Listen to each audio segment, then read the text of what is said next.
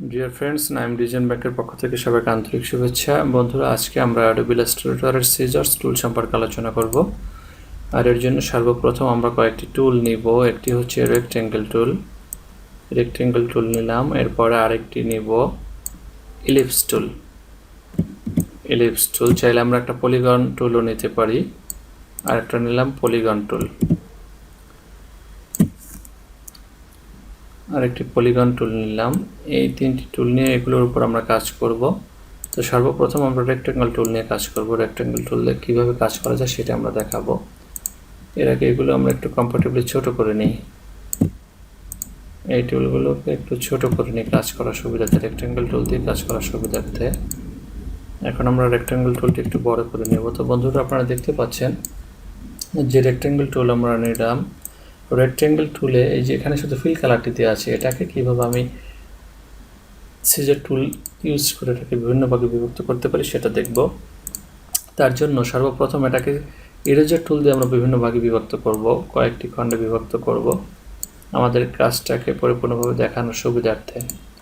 এই যে এখন এখানে কয়েকটি ভাগ আছে, আমি যদি চাই যে এটা আরও বিভিন্ন ভাগে বিভক্ত করব, এটাকে আরও একটি ভাগে বিভক্ত করব, সেক্ষেত্রে যেটা করব, সিলেক্ট করা অবস্থায় সিজার টুল নিয়ে আমি এখানে যেখান থেকে ভাগ করতে চাই সেখানে সিলেক্ট করবো। এই যে অ্যাঙ্কর পয়েন্ট সিলেক্ট করলাম। এরপরে আমি চাচ্ছি যে আড়াআড়িভাবে আমি এটাকে স্লাইস করব বা কেটে ফেলবো, সেক্ষেত্রে এখানে একটি অ্যাঙ্কর পয়েন্ট দেওয়া আছে, আবার এখানে দিলাম।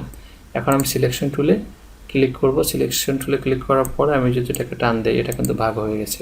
আবার পরেরটাকে সিলেক্ট করে আমি যদি চাই এটাকে সিজার টুল দিয়ে আমি ভাগ করব, সেক্ষেত্রে আমি যেখান থেকে শুরু করবো, এই যে অ্যাঙ্কর পয়েন্ট বসালাম, আমি যদি চাই সোজাসুজি এটাকে ভাগ করব, আবার নিচে অ্যাঙ্কর পয়েন্টে ক্লিক করে আমি সিলেকশন টুলে ক্লিক করব, তারপরে টান দিলে দেখা যাবে যেটা অলরেডি ভাগ হয়ে গেছে। তো বন্ধুরা, এভাবে নিচেরগুলোকে আমরা ঠিক একইভাবে করতে পারি। এই জন্য আমি আর অ্যাঙ্কর পয়েন্ট রেক্টেঙ্গেল টুলটাকে আর দেখালাম না, কারণ এটা আমরা অলরেডি সবাই বুঝতে পেরেছি আশা করি যে এটাকে দিয়ে কীভাবে ভাগ করা যায়।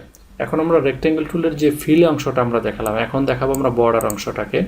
সেক্ষেত্রে আমি একটি রেক্টেঙ্গেল টুল নিলাম, এটাতে আমি বর্ডার দিব, ফিল কালারটা আমি উঠে দেব, ফিল কালারটি ক্রস দিয়ে দিলাম। এখন এই বর্ডারটাকে আমি একটু পিটি বাড়িয়ে দিচ্ছি, আমি 10 করে দিচ্ছি, আমি 10 করে দিলাম।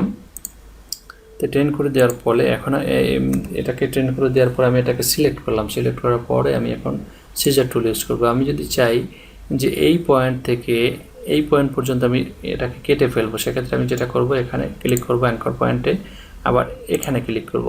এরপরে সিলেকশন টুলে ক্লিক করলে এই অংশটুকু আমি টান দিলে দেখা যাচ্ছে এটি কিন্তু আলাদা হয়ে গেছে। তো বন্ধুরা, এভাবে আমরা প্রত্যেকটি অংশকে আলাদা করতে পারি। আবার যদি চাই যে আমি এখান থেকে এইটুকু বাদ দেবো, সেক্ষেত্রে আমি অ্যাঙ্কর পয়েন্টে ক্লিক করলাম, আবার সিলেকশন টুলে ক্লিক করে আমি এটা টান দিলে দেখা যাবে এটি বাদ হয়ে গেছে।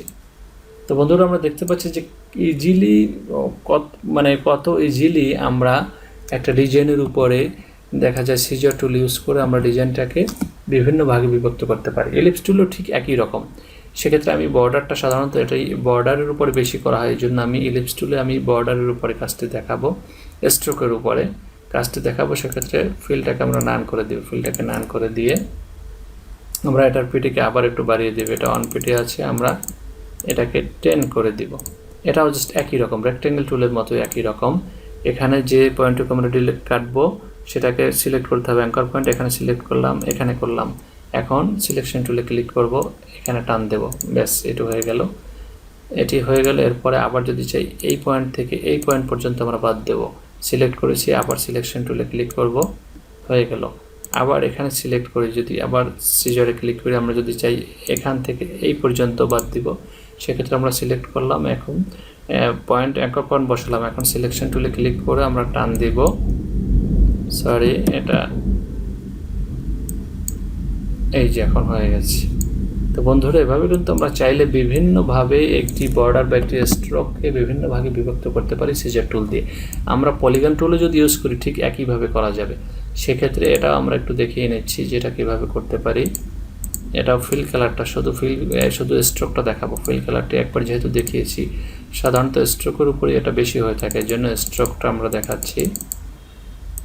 এই যে এখানেও ঠিক একই রকম। এটাকে যদি একটু বড় করি, টান দিয়ে আমি যদি বড় করি, এখন এটাকে সিলেক্ট করে আমি যদি সিজার টুল নিয়ে আমি যদি চাই এই পয়েন্ট থেকে আমি যদি চাই এই পয়েন্ট থেকে শুরু করে এই পয়েন্ট পর্যন্ত আমি ডিলিট করে দিব।